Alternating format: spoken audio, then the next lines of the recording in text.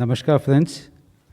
As you know, the Cabinet Committee on Economic Affairs and the Cabinet met today to brief you on the important decisions approved by the Cabinet. We have with us the Honorable Minister of Information and Broadcasting, Youth Affairs and Sports, Shri Anurag Singh Thakurji, Honorable Minister of State for Information and Broadcasting and Fisheries, Animal Husbandry and Dairying, Dr. L. Muruganji.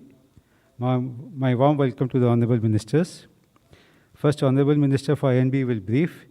After the briefing, we will take some questions relating to the Cabinet decisions only. Over to Honorable Minister, sir.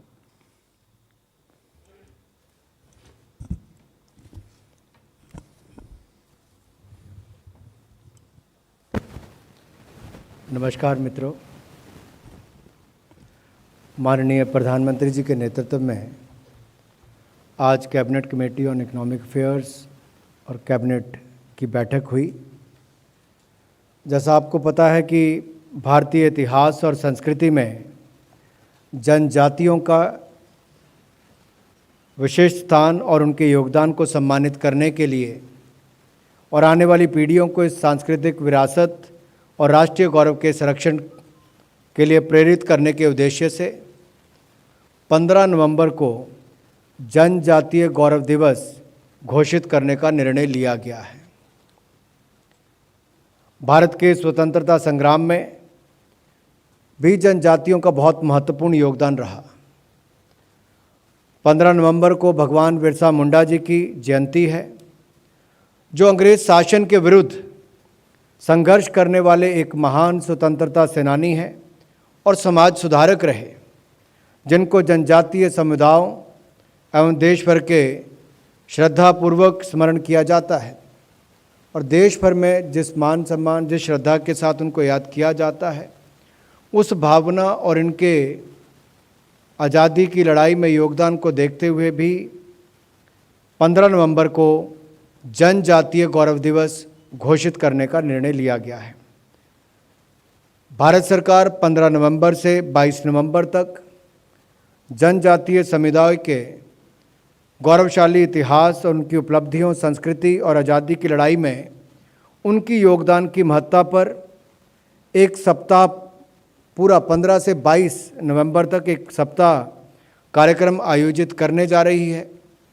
जैसे आपको ज्ञात है, आज़ादी का अमृत महोत्सव ये हम मना रहे हैं और आइकॉनिक वीक जो होगा, ये आइकॉनिक वीक 15 से 22 नवंबर का जनजातीय गौरव दिवस जो हमने 15 नवंबर को घोषित किया है, उससे एक हफ्ते तक ये चलने वाला है। ये उनके गौरवशाली इतिहास, उपलब्धियों, संस्कृति के बारे में होगा। दूसरा निर्णय सांसदों से जुड़ा हुआ है, क्योंकि कोविड-19 के समय एक निर्णय किया गया था कि 2 वर्ष के लिए 20, 21 और 21, 22 तक जहाँ तक MP लैड की स्कीम को मंत्रिमंडल द्वारा तय किया गया था कि उसके पैसे का उपयोग जो है, धन का उपयोग कोविड की लड़ाई के लिए किया जाएगा। और सभी सांसदों ने आगे बढ़ चढ़कर कोविड की इस लड़ाई के प्रति अपना योगदान देने के लिए सहमति भी व्यक्त की थी। और आज मुझे आप सबके बीच में बताते हुए प्रसन्नता भी है कि आर्थिक स्थिति में सुधार को देखते हुए जिस तरह से इकोनॉमिक रिकवरी भी हुई है और अलग अलग सेक्टर्स में हमने बढ़ोतरी भी देखी है। 2021-22 की शेष अवधि के लिए MP लैड की स्कीम को कार्यान्वित करने का निर्णय किया गया है। इससे प्रत्येक MP को, सभी सांसद जो अभी हैं, उनको 2-2 करोड़ रुपए की किश्त आवंटित की जाएगी, जो 2021-22 की है। लेकिन जो बाकी के 3 वर्ष रहते हैं, 2022-23 से लेकर 25-26 तक, उस समय के लिए 5-5 करोड़ रुपए की पूरी किश्त माननीय सांसदों को अपने क्षेत्र के विकास के लिए दी जाएगी। तो member of parliament local area development fund will be made available from this year onwards. 2 crore for this financial year will be made available, and from the next year onwards they will get the full 5 crore rupee installment, 5 crore rupee annually. इसके ऊपर 2021-22 में 1584 करोड़ रुपए का व्यय होगा और 22-23 से लेकर 25-26 तक 15,833 करोड़ रुपये इसके ऊपर खर्च होंगे। इस प्रकार कुल 17,417 करोड़ रुपये का व्यय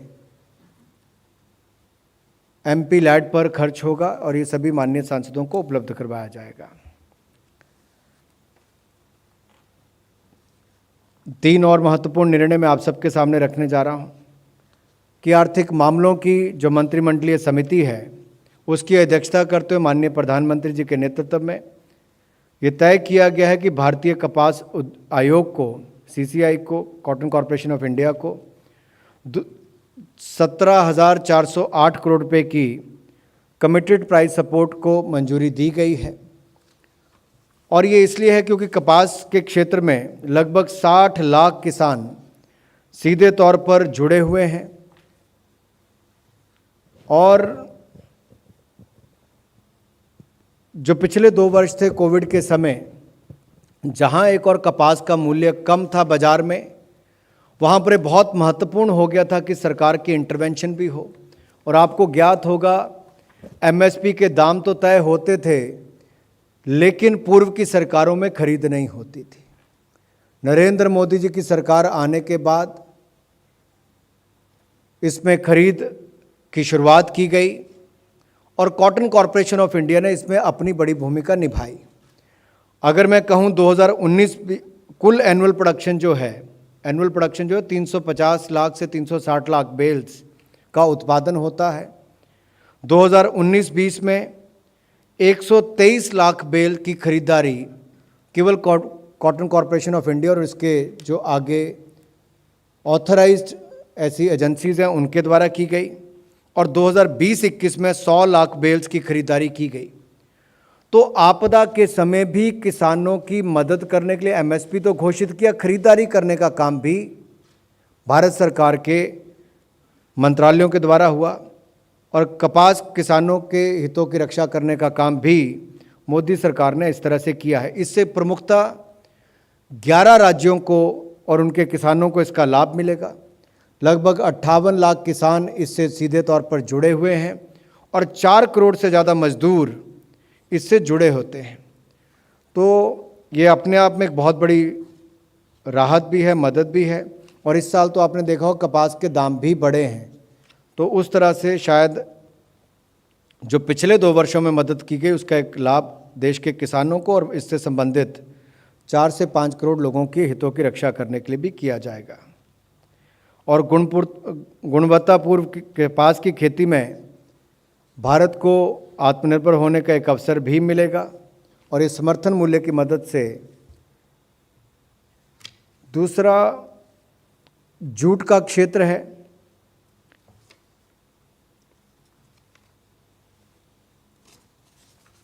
जूट के लिए भी वर्ष 2021-22 के लिए, लेकिन जूट का जो ईयर गिना जाता है वो जुलाई से जून तक का होता है।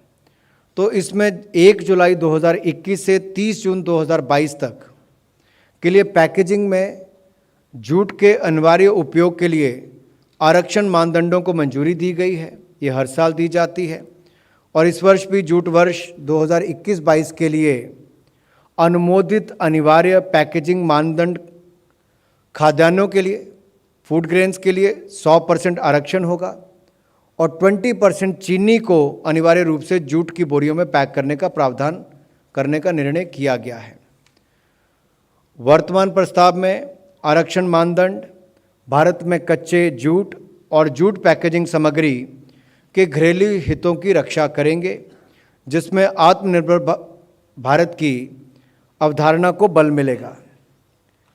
जूट पैकेजिंग सामग्री में पैकेजिंग के लिए आरक्षण द्वारा देश में उत्पादित कच्चे जूट का लगभग 66.57% में खपत होता है और इस प्रावधान को लागू करके सरकार जूट मिलों को, सहायक इकाइयों को और इनमें काम करने वाले लगभग 4 लाख श्रमिकों को राहत प्रदान करेगी और वहीं पर 40 लाख किसान परिवारों की आजीविका को भी संबल मिलेगा। भारत सरकार प्रतिवर्ष 8,000 करोड़ रुपए की जूट सैकिंग बैग्स की खरीदारी करती है। इससे भी सीधे तौर पर जूट फार्मर्स और जूट वर्कर्स को लाभ मिलता है।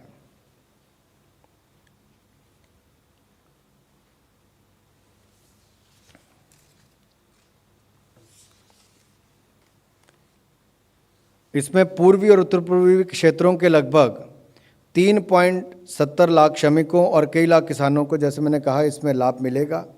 और जेम पोर्टल पर भी रिवर्स नीलामी के लिए इसका जो खाद्यान्न की पैकिंग के लिए जूट बोरियों के 10% इंडेंट्स की को जेम पोर्टल पर रिवर्स नीलामी द्वारा रखा जाएगा।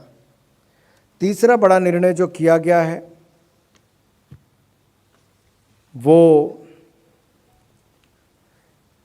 एथेनॉल के क्षेत्र से है।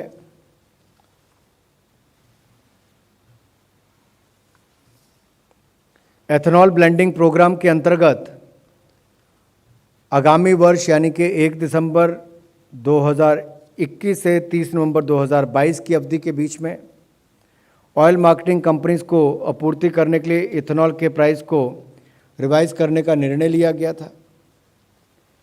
आपको याद होगा वर्ष 2015-16 में एथेनॉल ब्लेंडिंग प्रोग्राम के अंतर्गत इसको इम्प्लीमेंट करने के लिए जो निर्णय किया गया, उससे पिछले वर्षों में गन्ना किसानों और चीनी मिलों की आर्थिक स्थिति में सुधार हुआ है।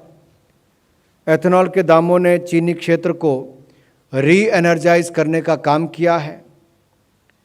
इस कार्यक्रम के अंतर्गत 2025 तक देश भर में 10% एथेनॉल ब्लेंडिंग करने का लक्ष्य रखा गया था, लेकिन माननीय प्रधानमंत्री जी के निर्देशानुसार अब वर्ष 2025 तक 20% ब्लेंडिंग प्राप्त करने का महत्वाकांक्षी लक्ष्य निर्धारित किया गया है।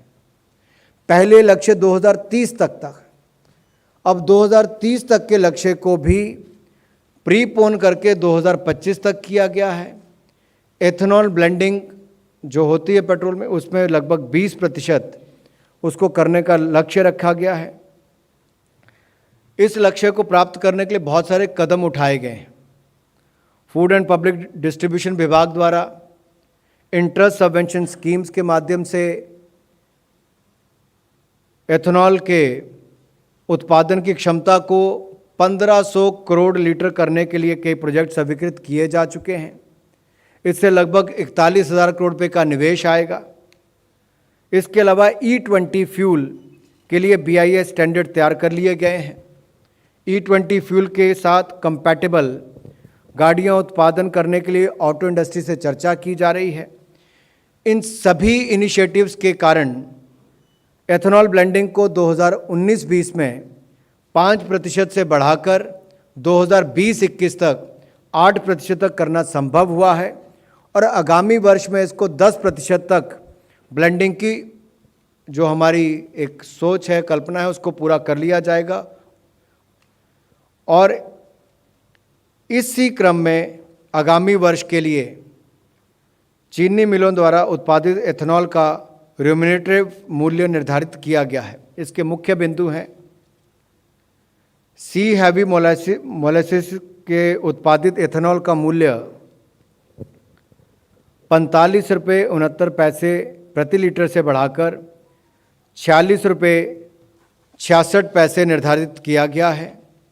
इसी प्रकार बी हैवी मोलेसिस के उत्पादित एथेनॉल का मूल्य 57 रुपये 61 पैसे से बढ़ाकर 59 रुपये 8 पैसे प्रति लीटर किया गया है तथा शुगर केन, जूस, शुगर और शुगर सिरप से उत्पादित एथेनॉल का मूल्य 62 रुपये 65 पैसे से बढ़ाकर 63 रुपये 45 पैसे प्रति लीटर किया गया है।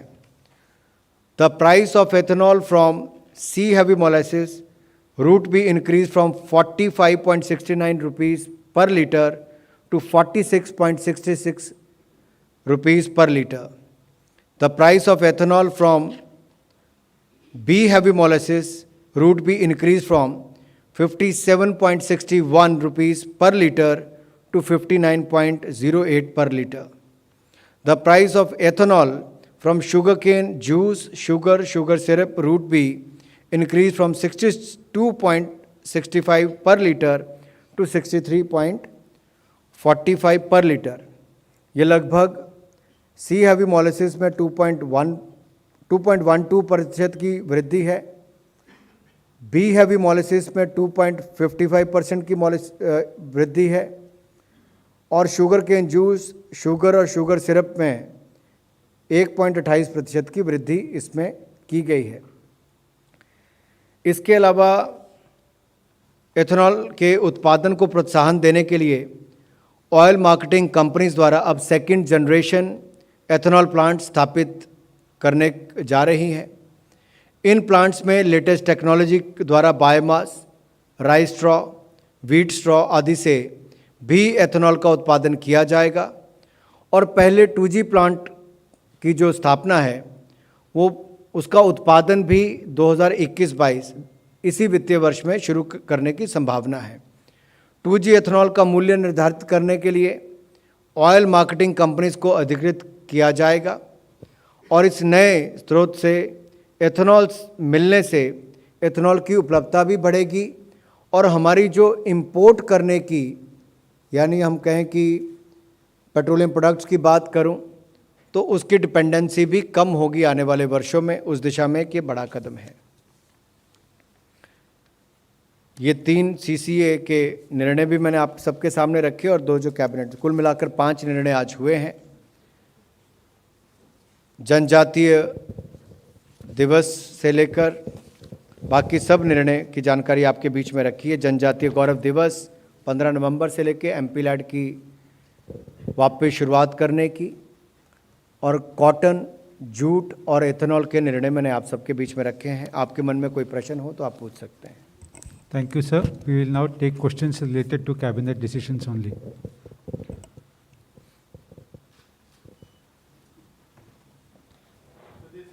Yeah, go ahead, Sunil. So this MP LADS scheme, if you can just say it in English, and you're going to give 2.2 crores this year, and from next year it will go to 5 crores. So why is it only till 25-26, or won't it be an extension for a longer period? That's point number 1. And point number 2, this ethanol, will this be is this in view of the Uttar Pradesh elections? That is the reason why you all are increasing ethanol? Let me first explain the MP LAD. Looking at the COVID-19 pandemic situation, it was decided 1.5 years back that the funds will be utilized for the fight against COVID-19 pandemic. With the improvement as far as the economic situation is concerned, and as you have seen the GST numbers and other indicators where the economy is doing well, the government has decided to release 2 crore rupees under the MP LAD fund to each MP in the financial year 2021-2022. From the financial year 2022-23 onwards till 25-26, annually 5 crore rupees grant of these MP LAD fund will be given to the MPs. So that is one. Second, I think if you look at the last 7 years, the decision taken by the Prime Minister Modi in the interest of the farmers clearly shows how we are working towards doubling the farmers' income in each sector, whether it is the MSP for wheat, paddy or other sectors. It is not only the increase in the MSP price, in the minimum support price, but also the procurement has been highest ever. Similarly, as I said earlier, we spent thousands of crore rupees to procure jute bags that also help the jute farmers and the workers involved with the jute industry. As far as the cotton industry is concerned, the cotton farmer is concerned, 60 lakh farmers are directly going to be benefited out of this. So how can you say that this is just for the UP? As said, cotton is going to impact the cotton prices, going to impact at least 11 states. And it was during the COVID-19 pandemic when we procured, not only gave the MSP price, but also procured when there was no demand. 17,400 crore rupees has been given for the cotton industry. Similarly, for the jute industry, we made sure that 100% it should be for the food grains, should be utilized, 20% for the sugar cane. So we can't say it is for the UP elections. Yes, if there is sugar industry in UP, they should also benefit.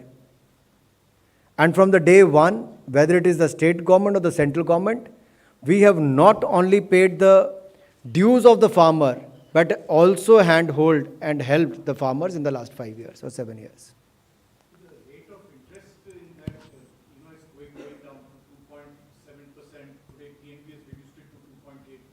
So a lot of senior citizens, people who are dependent on that, are wondering, you're seeing economy is doing well. So how do those people relate to it?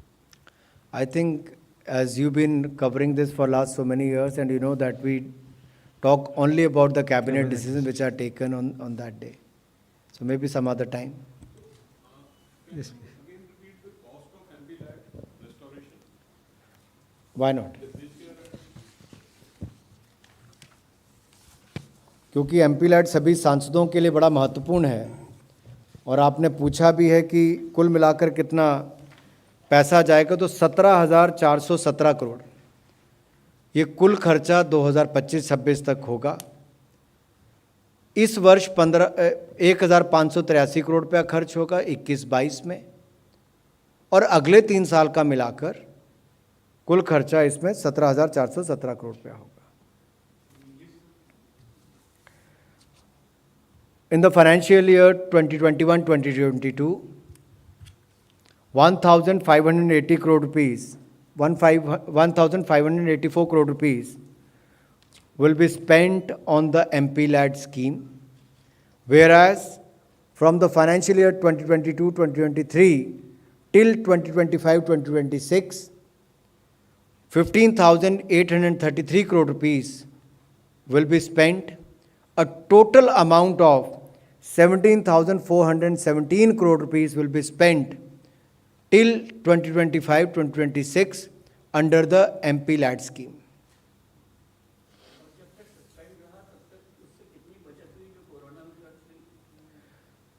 ये ministry of finance आपको बता पाएगा। और उसमें बचत की बात नहीं थी, एक लड़ाई की बात थी जिसमें सभी सांसदों ने, और मुझे लगता है एक बहुत बड़ी बात थी जहां देश के बहुत सारे ऐसे लोग सामने आए। मैं तो देखता था बहुत सारे बुजुर्ग लोग भी जिन्होंने अपनी पेंशन का पैसा भी इकट्ठा करके माननीय प्रधानमंत्री जी को दिया पीएम केयर्स में, ताकि वे कोविड की लड़ाई के खिलाफ लड़े।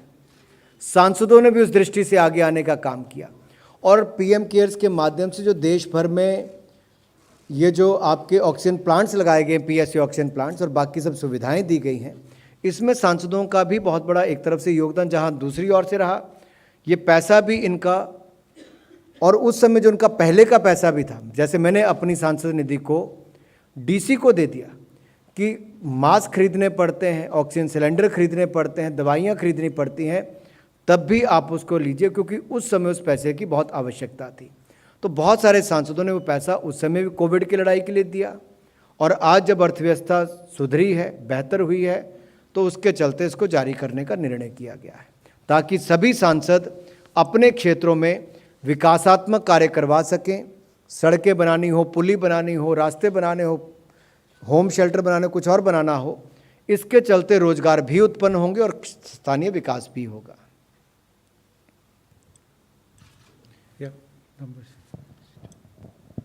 Ludak ji, why you have chosen the year 2025-26? I mean, what is the why only up to that or not before that? It is as per the 15th Finance Commission. Yeah, 175. Sir, on the issue of ethanol blending, the government plans to increase it to about 20%, sir. So is the government also, reaching out to the auto manufacturers in order to ensure that this 20% ethanol, when mixed with petrol or for that matter any other fuel, can be used in the existing engines? Because at the moment, the vehicles that are in India cannot really work with 20% ethanol in petrol. Yes, the government is in touch, and I mentioned earlier also that whereas we are going to come out with the new technology and the new plant starting this year as well, at the same time we are engaging with the auto industry also so that we can achieve that target in the due time. And that is why we have preponed it from 2030 to 2025, reaching the 20% target. And keeping that in mind, we are engaging the auto industry people. On one hand, new technologies will be used. On the other hand, auto industry will be, involved in a way so that the target of 20% should be achieved by 2025, blending of 20%. इस तरफ से कोई नहीं है. Thank you, sir. We'll close the press conference now. Thank Thank you. you, friends.